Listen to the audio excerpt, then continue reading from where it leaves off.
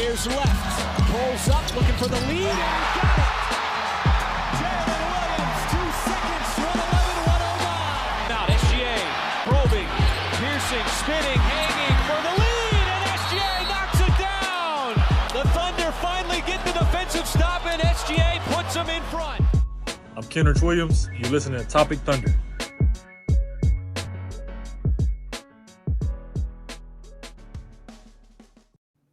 And welcome back, everybody, to another edition of the Topic Thunder podcast. I'm your host, Dylan Hunsinger at Thunder Chats. We are part of the Believe Network, and this podcast is brought to you by Bet Online. Just kidding. God, I did it again. I'm so mad. I get in the groove, and I'm trying to do so many things on my phone. We're sponsored by FanDuel. I apologize, FanDuel. We are only sponsored by FanDuel. Shout out FanDuel. You know, they've been doing some great stuff with us this season, and you know, again, that AJ Mitchell 6 Man of the Year line, like it looks better and better every game. It doesn't have a single game without double digits, Alex. I mean, it doesn't look better and better with every game. It looks worse and worse. I disagree. I mean, as far as you should have bet it, you know, at the beginning of the season instead of betting it every game that happens from here on out, because his lead increases, his odds are better as we keep going. Right. I mean, hey, I still got good odds on it. I didn't get as good odds as I could have. I didn't get the plus 4,000 odds or whatever. Yeah. But, you know, we still got plus 2,200. I'm chill with that. But, yeah, also, you know, Alex, as I mentioned, FanDuel's, you know, done some awesome things for us. There's a lot of awesome things you can bet on FanDuel. One of the things that you could bet is the national title odds for basketball. College basketball season started back today. Alex, how's OU looking this year? They're apparently looking pretty good. Like, they're a good team. I don't know if they have necessarily like a Jeremiah Fears on their team type player, but apparently they're a pretty good team. So they're looking okay, but I'm not the best person to ask for like OU basketball. Right. More of a football guy? More of a football guy, yeah. I respect that. I'm going to pull up FanDuel's title odds on here, going all the way to college basketball. Gosh, it's hard to scroll down on here. Okay, cool. So, national championship odds, I'm looking. Oklahoma is, I have not seen them yet. I mean, it may be bad. I don't know. Sheesh. I'm down to UC Irvine at plus 50,000, and I don't see Oklahoma. Let me oh no, they're there. They're plus 30,000. I'm sorry. I didn't mean to slander the Sooners that hard. I mean, still plus 30,000 is oosh. Yeah, I mean that's ahead of that's the same odds as Penn State, which you know that's a football school. Mm-hmm. And actually Oklahoma State has better odds than them at plus 20,000. Yeah, they apparently have a pretty good. They have a good player. I don't know if he was recruited by them or if he was signed with them like in the portal, but apparently they have a pretty good player that's a good scorer. I don't know his name, but now you got me curious. Basketball. Yeah, that's not at all how you spell basketball. Christian Coleman, perhaps? No. Well, you know what? I'm not going to do digging because we're on a ticking time bomb with your work schedule. I just wanted to point out the Kentucky Wildcats. Whenever I placed my wager for them to win the national championship, I think they were like 6th, 7th. That was not a 6-7 reference. Don't do it. 6th, 7th, maybe 9th. I can't exactly remember when I placed my wager, but they're now 4th. They're the 4th highest favored at plus 1,400 behind only Purdue, Houston, and Duke. So got that one in there. I think it's $6. Is Baylor on that list? Ooh, Baylor is plus 6,000. It looks like they are like in the 30s. Tied with Michigan State, Vandy, Wisconsin, and Iowa at plus 6,000. But you can head on over. Actually, let me just share the screen so I can show the people what we're looking at real quick. You can head on over to FanDuel yourself, and you can see the national title odds right here on the website. As I said, Kentucky plus 1,400 right now. If you bet $10, that gets you 140. We learned that math the other day, but not as good value as what I got whenever I placed the wager. But hey, Still good Oh, value if you want to pick. Hayden in the chat with BYU winning it all. Oh yeah, let's look. BYU is plus 2,000, so you're not quite there, whippersnapper. But if you place $10 on it, you can get 200 if you believe in AJ Dabansa. Which hey, dude's looking like the truth one game in. But we'll talk about that a little bit later in the pod. Alex, this is not a college basketball podcast. This is a Thunder podcast. Okay. So let's talk about it, man. The Oklahoma City Thunder, currently the only undefeated team in the NBA. Hey. Shout out the Suns, employing a great defensive strategy against Wemby, if I do say so myself. Of course, the Sixers dropping one the other night. I think they dropped one whenever we was potting, and then the Bulls lost to the Knicks the other night. In spite of Josh Giddey's triple-double, which I just got to say. Giddy.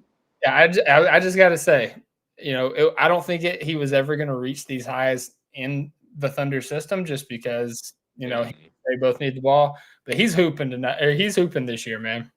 He is, man. I mean, he's a good player. I mean, we saw that in bursts and in stretches there with the Thunder. It's just like this man needs the ball in his hands, and he wasn't going to get that here. You're literally talking about a guy who became the MVP of the league, has become, arguably the best player in the league, arguably the best player in the world at this moment. I know Wemby, Jokic, Luka, they're all there, Giannis, but arguably at this point, finals MVP, final champion, MVP of the league, he's up there right now. And so, yeah, he wasn't going to get that here. And it just kind of becomes, it's a James Harden situation 2.0. Like, James Harden was never going to become the player that he became in Houston if he would have stayed in Oklahoma City. He just wouldn't. There's too much, only one ball and too many players with the skills and with the ability to ask for it and actually be like, yeah, we got to get you the ball, or, you deserve the ball. So I'm happy for Giddey, man. Like, the thing is, everybody's talking about, there were some people on Twitter that were like, Giddey's doing, Giddey's playing so great. This was a fleecing. I mean, we got what we needed. Mm-hmm. We got another defensive demon, caused our defense to catapult into one of the best in history, which allowed us to win a championship. So we got the ring. We got what, architecturally, when you're building a team, that's what you want. And then Chicago got what they wanted. They wanted a young player, a player that could grow into their system, a player that could eventually become their point guard. He could eventually be the guy that's leading that team, and that's what he is becoming right now. I'm happy for him. I hope he gets multiple All-Stars over there in Chicago. I hope he leads them back into prominence as far as like back into the playoffs and stuff like that. I am so happy for him, and it just shows the vision and the greatness of the scouting department, and of Sam Presti as somebody that knows how to evaluate talent. Yeah, no, absolutely. He's absolutely balling. I think I just saw he had 24 or 26? Either way, he's got like 20 something, 9-9, and like the fourth quarter just started. Right now they're down 13 to the Sixers, but it's like going neck and neck. It's 23, 10, and 9 now for Giddey. So one assist away from a triple double and shooting 2 of 4 from 3. And that's the big thing that's impressed me, man. Like whatever Chip England did for Josh Giddey, he's shooting 40% from 3 on 4.5 attempts right now. And he's doing like, I've seen some of these games, like he's doing it off the dribble, he's doing it off the catch, he's doing it a variety of ways. So more power to him, man. Continue to grind, continue to do what you do. Just, if we meet in the finals, just know that it's not going to go good for you. Well, it's not. No, it's going to be a lot like Tony Kukoc in the Olympics. Absolutely. Alex, back to Thunder, man. We are undefeated, as I said, the lone undefeated team in the NBA. We are about to go on a road trip.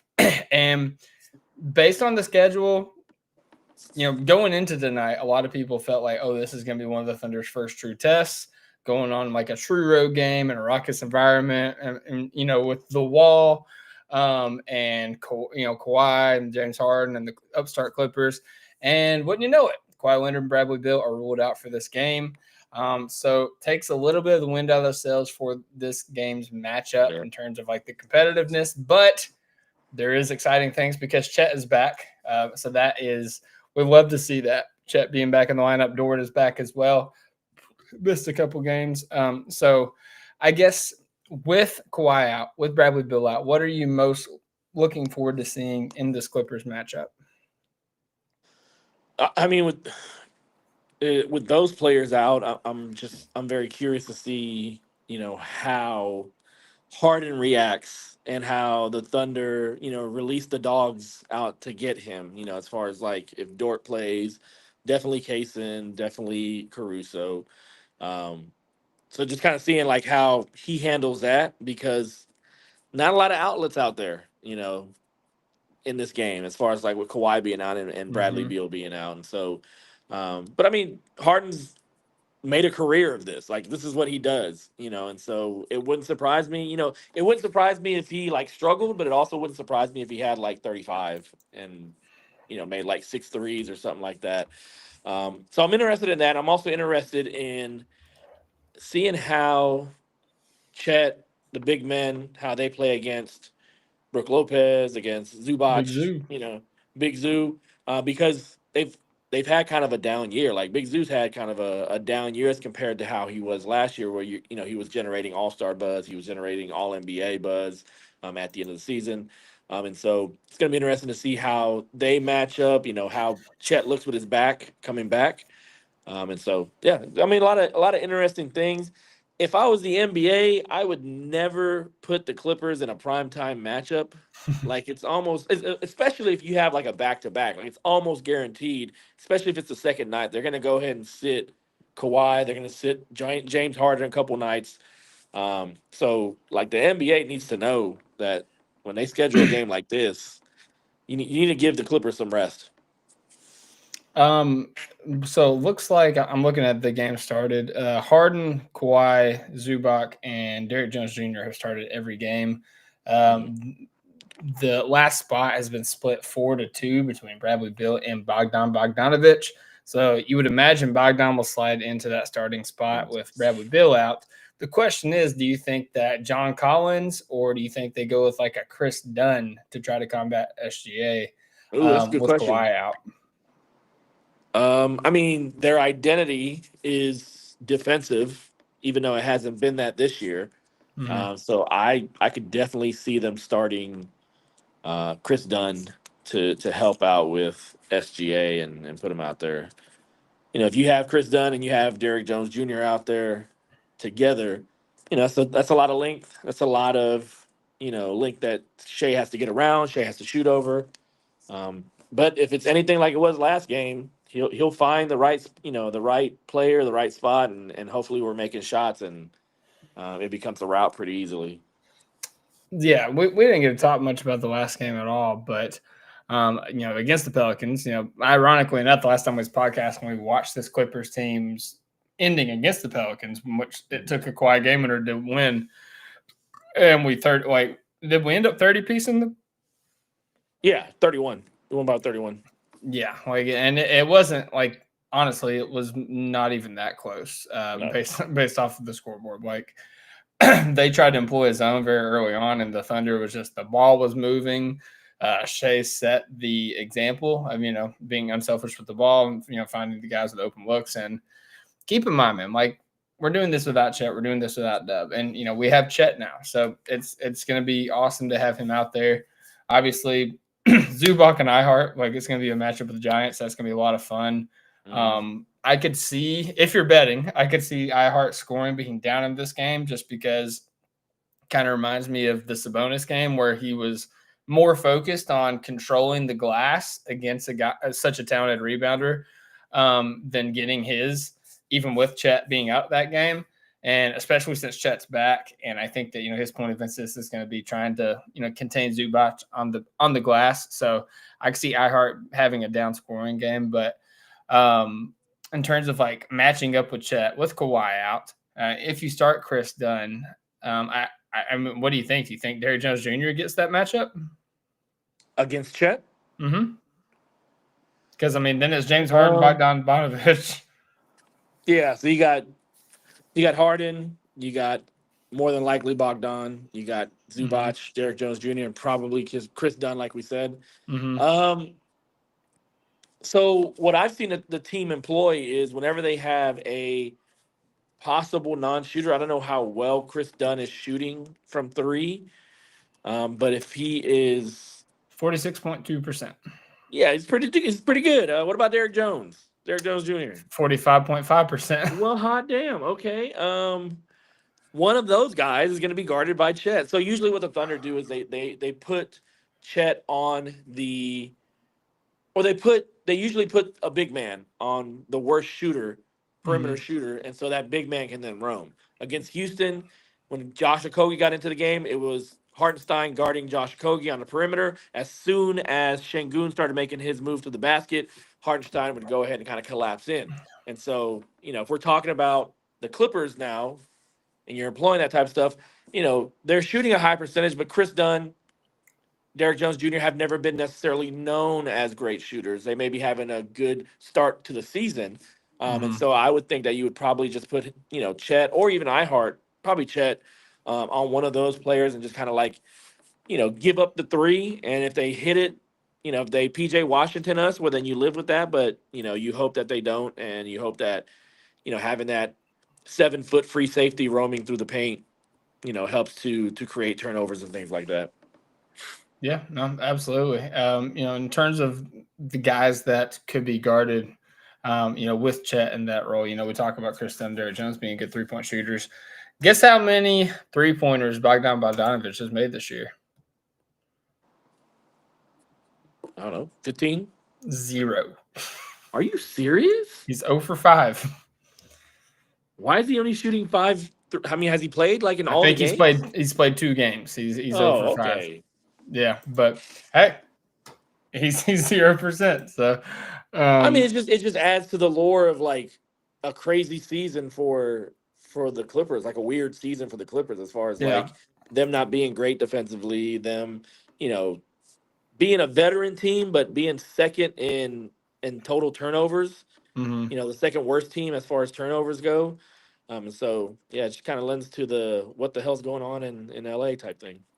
And I'll ask you this when we kind of close on the Clippers game, but I've seen some cappers talk about how the Clippers haven't allowed like a 30-point score yet this season.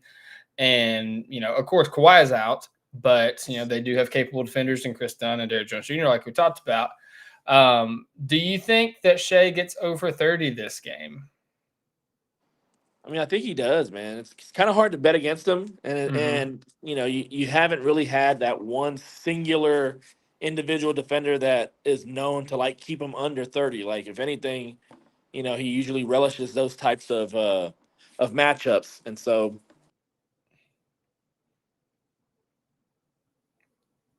dang, I don't know if you froze or I froze, but I'm in the same accord. Oh, yep, there he is. He's back. Cool. There you go. All right. Yeah, no, you're good. I'm in the same mindset. I even bookmarked a couple of the cappers that I've seen online that was taking Shai's under, which I think his line's like 32.5, 33.5. So I get it. It's fine. But I still think that he's going to get his because like we found out in the starting 5 show, like Shai says, I get up for these Clippers games. Like it's personal for me. Like I'm trying to go out there, put on a show and show that the Thunder won this trade. And we've won this trade like 20 times over at this point. But Shai tries to remind everybody every time they play. We got TJ in the chat saying might be a funky efficiency 30. Hey, if that's what it takes, let's get the 30. As long as we get the dub, man. That's all that matters. That's all we care about. That's all that Shai cares about. Let's get funky. Let's get funky with it. All right, moving on to the next game. We're playing the Portland Trailblazers, and Portland's been feisty to start the season. I really like what they've been doing defensively, led by Tamani Kamara. Denny Avdia seemed to take another step, looking like an MIP candidate. Shaedon Sharp still a potent offensive threat, and then they've got guys. They've kind of got guys at every position there. But they just lost to the Luka-less, Austin Reeves-less, LeBron-less Los Angeles Lakers last night. And it's hard to win when you're facing Arkansas Allen Iverson out there. Like, Nick Smith had a rejuvenation game. He did. He saw. Hey, credit to him. He saw his opportunity and he took full advantage of it. But, obviously, the Thunder have history with the Trailblazers, and they all end in game winners, whether it's Dame, Shea, or Jalen Williams. Only one of those guys will be playing in that game tomorrow. So, Hopefully, I don't mean, jinx it. Proof of wood, knocking on wood. But yeah, no, I feel pretty confident going into this game. I would assume that Shea draws the Tamani Kamara assignment, especially with Dub out. So that'll be really fun to see because I don't remember last year. I know Kamara played whenever we played against them, but I can't remember how much that he checked Shea one-on-one. But I know I can't in the remember past, that, but I do remember that Kamara went off on one of the games. he did. He had like 30 or something like that. Yeah. Which was crazy. But I do know that like in the past, like Shea struggles with length the first time that he sees a player. It takes him a couple times. So like, kind of get the feel of how to, yes. Yeah. Like it's so funny. I remember everybody talked about how Herb Jones was the Shea stopper, and like Shea dropped 30 3/4 against him the last game. Like it's so funny. Yeah, I'm trying to look at what Shea did the last time we played, but obviously having Chet out there will be huge. I mean, good dad joke, TJ. Good dad joke in the comments. I gotta go look at the chat so I can see. I remember him hitting 2 money threes. That's amazing. That's amazing. Shout out TJ. We love TJ. The artist formerly known as T. Let's see here. Against Portland last year, Shea played in 3 games. He scored 35, 28, and 30. Looks like the 30 he had, that was less than 4 quarters. So he still was, getting his pretty easily. He did shoot 7 and 19 in that 28-point game.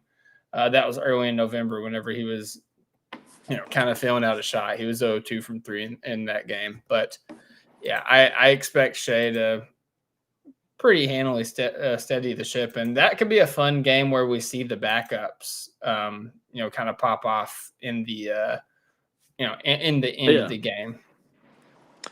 I mean, that this could be, the Portland game could be a fun game as far as like watching the defensive 3 kind of do their thing, because Portland has a lot of good perimeter scores, and as far as Sharp, as far as Kamara can go off. You have Drew Holiday out there. You have good perimeter talent out there, and it's going to be good just to see guys like Caruso, guys like Cason Wallace go out there and defend them just like they're going to be doing tonight.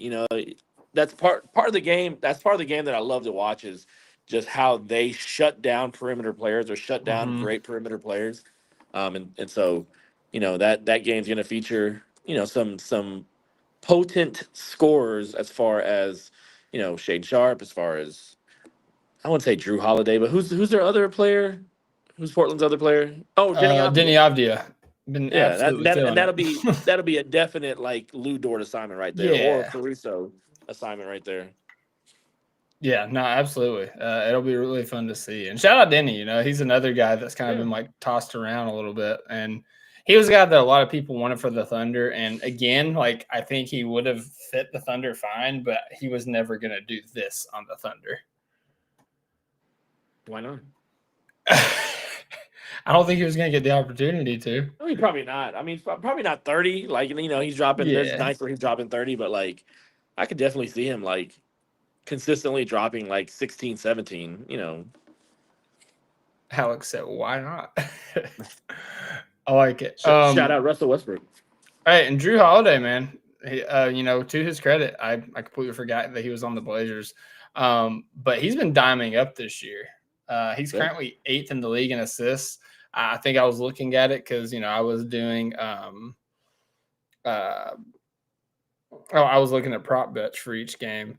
And looking at the Blazers, like I don't think Drew Holiday has been under 6 assists like the entire season. And it's only 7 games, but like that's still impressive. Like that type of consistency that you can rely on. So, yeah, Portland's in such a weird like situation, because if Scoot Henderson would have been healthy, you know, it definitely would have been a situation where, Or you know, Dame. you could, or Dame, yeah, or where you can easily like, you know, trade Drew Holiday at any point. But Portland's competitive, you know, Drew Holiday is their only point guard. And so they're in that weird situation where, like, if Houston calls, they got to be like, you know, not yet. And then Houston may go get somebody else type thing. So it's just a weird situation in Portland right now when it comes to their point guards. What do you think Portland ranks in the Western Conference? I think they're like 3 and 4. So I think they rank like 11 or 12. They're 4-3. They're 4 and 3. Okay, 4 and 3. So they rank probably like 6, 7. They're tied for 6. Yeah, daggone it, Alex. they're tied for 6 with the Warriors and the Timberwolves. They have the same record. So, yeah, shout out Portland. They've been very feisty. Shout out to Tiago Splitter picking up the slack from Chauncey Billups. Yeah, yeah. I mean, hey, yeah, 100%. Shout out to Tiago Splitter. Like, that is a situation that you don't really ever foresee coming into like a career, like a coaching career. And so, you know, shout out to him just taking the reins and going where basically Chauncey was going. You know, because Chauncey's a good coach as it is, but maybe a little bit dumb in other situations. Choices, yeah. Tiago Splitter's the one that LeBron blocked in the finals when they were down like 23, and then like that sparked the comeback, right? Yeah. Yeah. That's what I thought. Yeah, he was coming for blood. Yeah. That's so crazy, like that LeBron is still playing. Mm-hmm. Like all the people that he played against, like in his prime, like all the people that they're all like veteran coaches now, and he's still playing out there, you know. Technically, LeBron's not still playing. Oh yeah, his booty hurts right now, but yeah, he has not been playing yet. Got sciatica. He's right here, you know, out here with a cane and shit. The next game is the Kings at Sacramento. It'll be part of the NBA Cup on Friday. We will.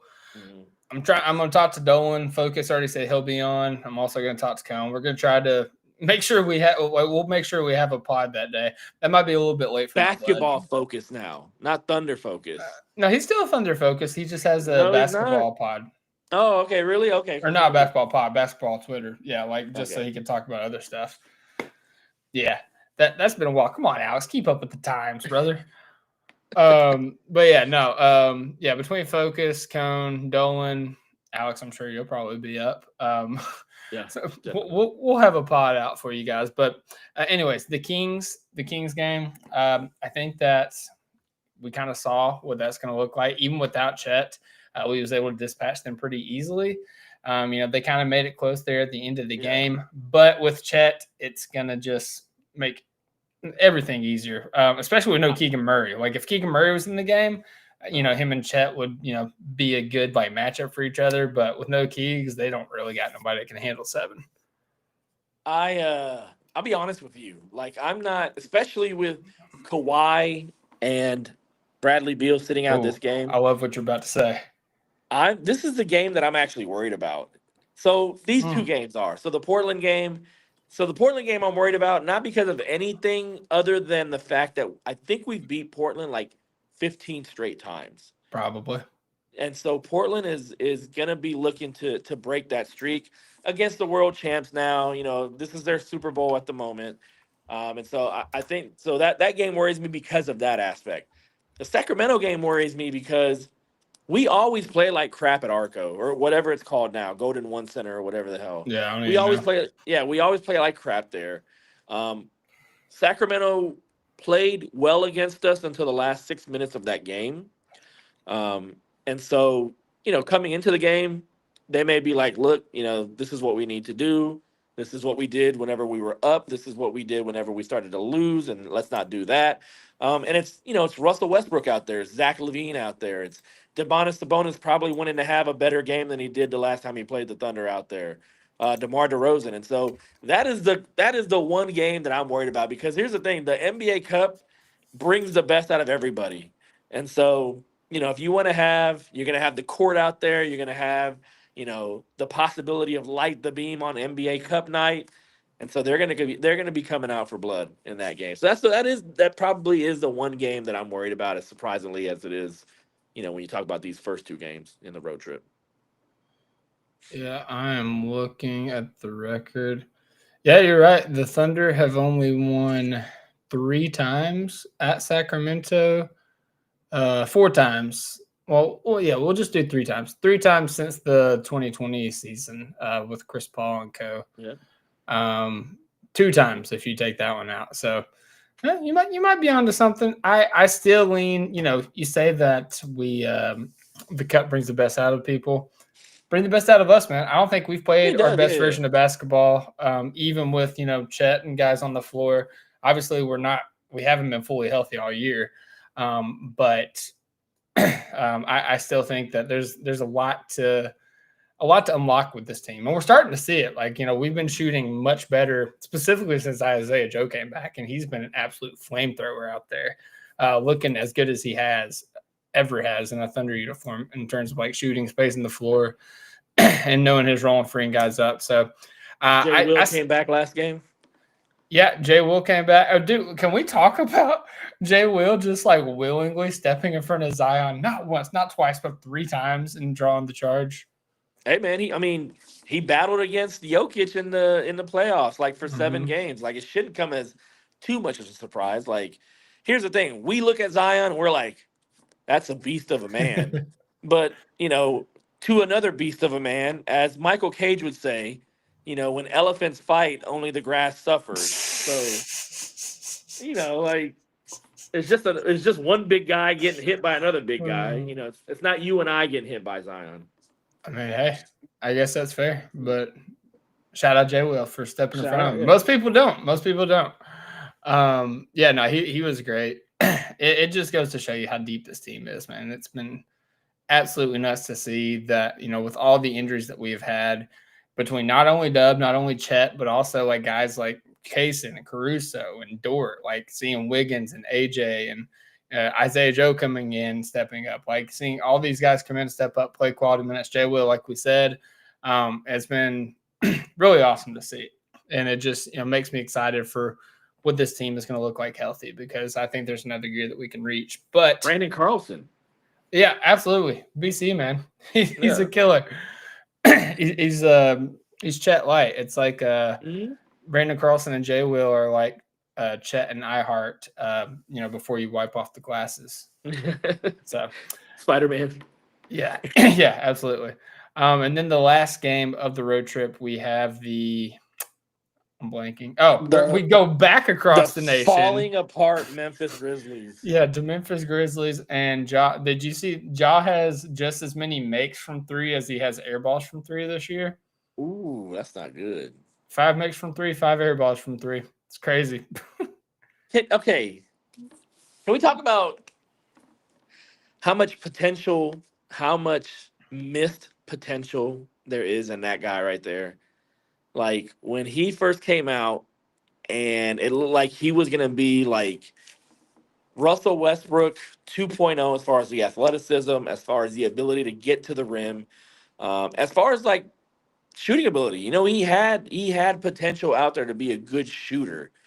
And it's just like he just keeps on getting in his own way. Like the gun thing and then just like acting a fool now this year. And it's just like, dude, you're not gonna get that many more opportunities if you keep on squandering everything that you have in front of you right now. Like, Yeah.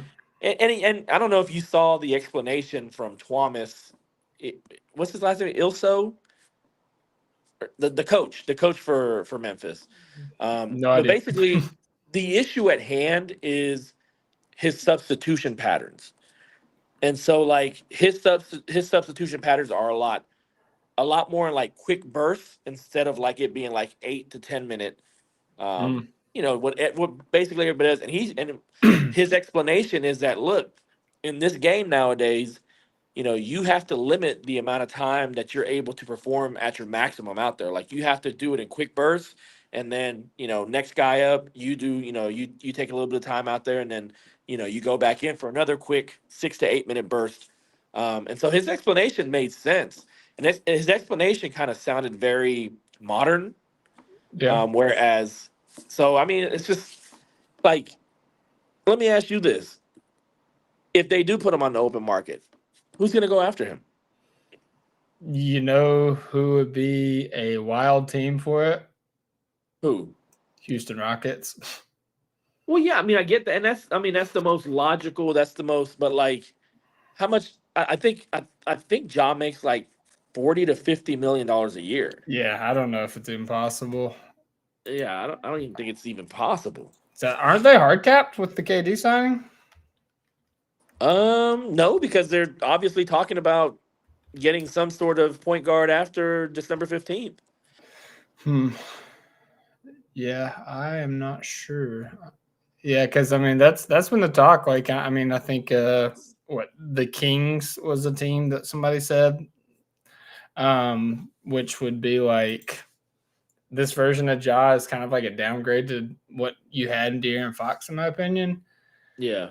I saw somebody say the Raptors. Yeah, I saw somebody say the Timberwolves. You know, him and Anthony Edwards would be the most athletic backcourt ever.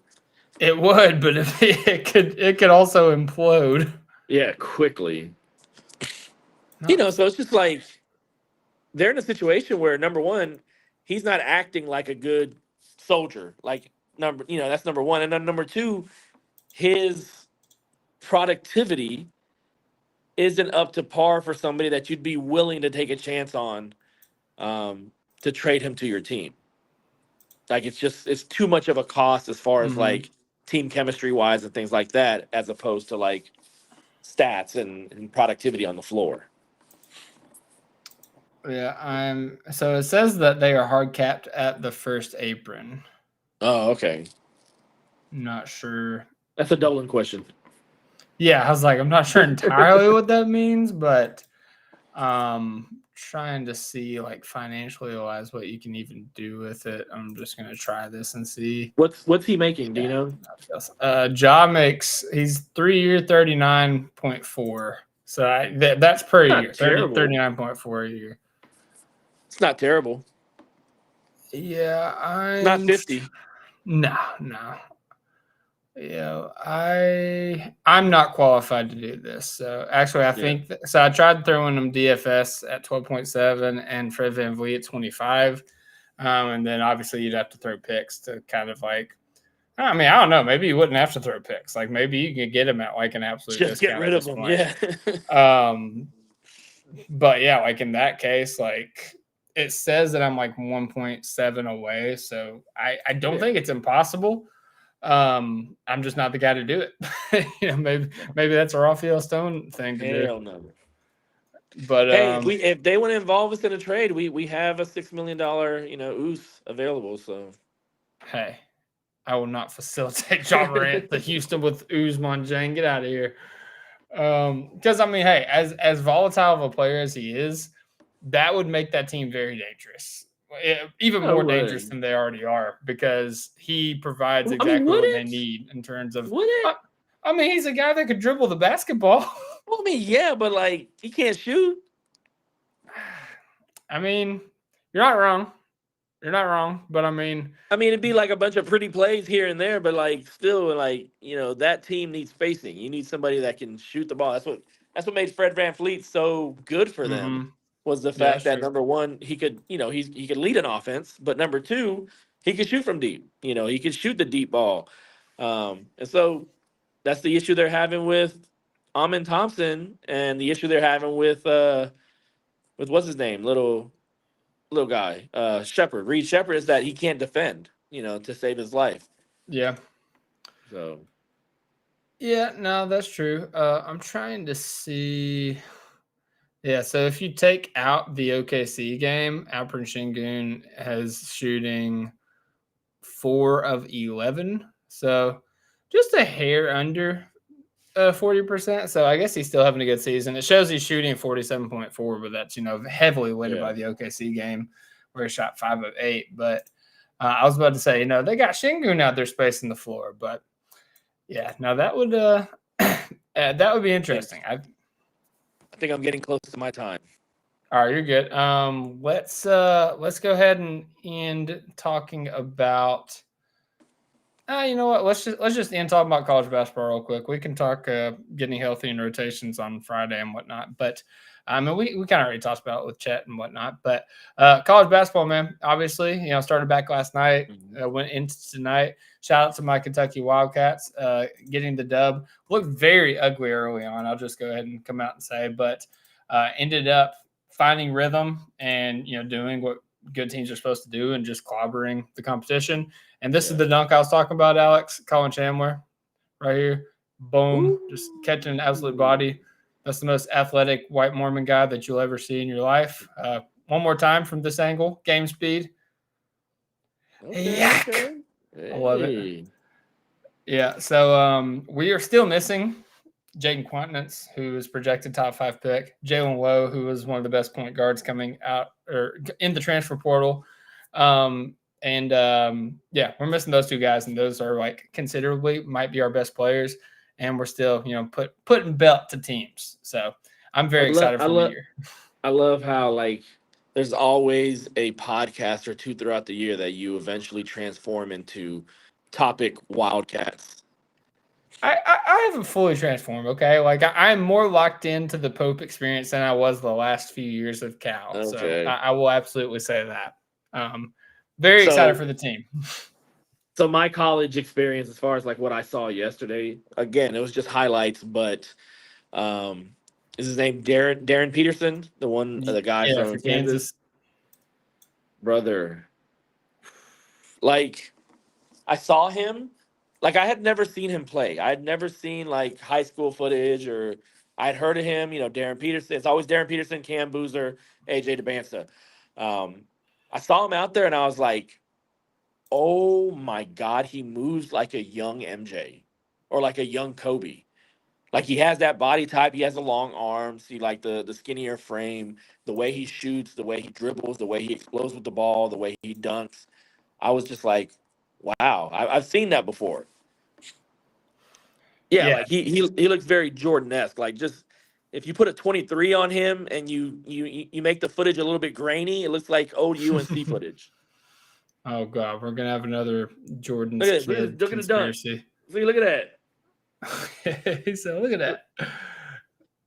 Yeah, no, he's looks nice, very Kobe-ish. Looks very Michael Jordan-ish. Shout out to Cone and Snapback. I saw that they did a college basketball pack for their sponsor, and their CEO Jack, he had Darren Peterson under 2.5 threes, and I was like, I don't know about that one. And I mean, you could just see in the video. I think he hit 4 just in the highlights. So he's a monster, man. He's really nice. He's going to be really good. Obviously the shooting, the scoring is going to be great. So he's going to be fun to watch. I got to look. Is Hayden just going crazy in the chat? Nope, he's not. No, not yet. No, I think he left.